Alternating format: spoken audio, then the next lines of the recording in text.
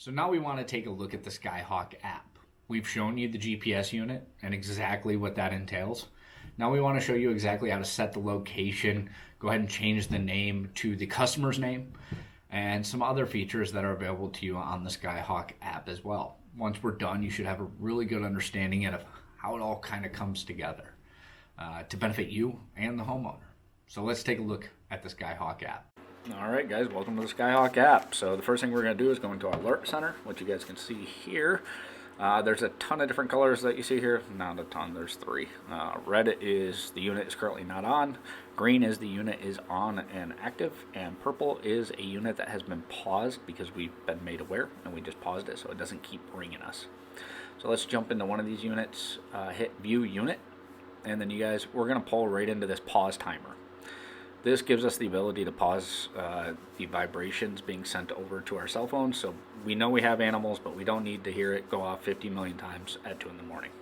Next is the alert interval options. Really the only thing you guys need to hit here is reset count after you're done screwing with the trap, trying to make sure it's working properly. That's it. Sensitivity, pretty self-explanatory. We work with smaller and larger animals. Honestly, most cases we just leave it right at 5 and you're good to go. Heartbeat, not something you guys have to worry about. This basically just tells us that it checks in every single day to make sure that the batteries are good and that it has a cell phone signal. Device notes, I've never used them. However, they could come in handy, I suppose, if you guys want to add a note. The device log is extremely handy as it shows us when the unit was powered on, powered off, any vibration triggers that have come through, check in, so on and so forth. So you guys can see it has quite a history here on this one. And then we're going to go into location. If you look at the yellow bar on the top, there's location, which is your second option. You simply just want to click on location. And it's going to pull up your current location where you're standing. So every time we set a trap, we turn on our Skyhawk device, we have to go ahead and mark its location. So hit location, it's going to pull up, and then you hit mark current location, the second bar there, and that's it. Now we're going to jump into the settings. Really, you guys don't need to touch anything here with the exception of the description. Okay, the device name will remain Citadel 9. The description is what we want to change, that second. We edit it by hitting that button over on the right hand side, and it should pull it up right there. Okay, and it gives us the option to change device name. There's 3 things we want from you. Customer's first name, so here we got Jeff. Customer's last name, the collars in this case, we'll just call them. And then lastly, we want to go ahead and incorporate the town in which they reside. It makes it super easy for us when we're dispatching these jobs and we're looking at what traps have been kind of messed with.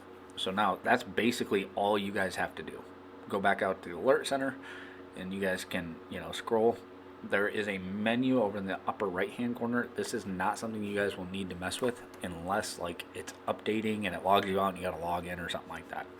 Other than that, it's pretty easy, guys. That's your Skyhawk app. Those are really the only features you guys need to touch. Everything else will be handled by the office. So now you guys should see how our Skyhawk GPS unit and our actual Skyhawk app kind of complement each other. And they have to in order for us to be able to do what we do. There are not many wildlife companies in the state of Michigan currently using something like this. It is an expensive endeavor to dive into, but that being said, it's worth it, and we're happy to provide it for you technicians. And that's what it's all about, making sure you guys have it the easiest way possible when you're out there in the field. And please, if you guys have questions about any of this stuff that we've talked about thus far, please give us a call, stop in the office, and let's go ahead and talk through it and make sure that we're all on the same page. Thanks for watching, guys.